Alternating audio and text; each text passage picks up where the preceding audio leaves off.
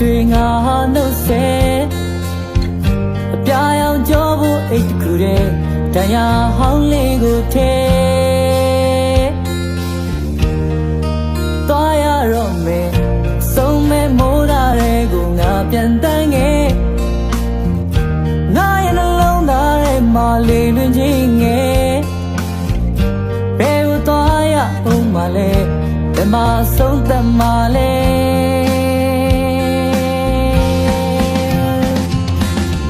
Yesterday လာမြောက်ဝေးမှာခေါ်တဲ့တွေကြ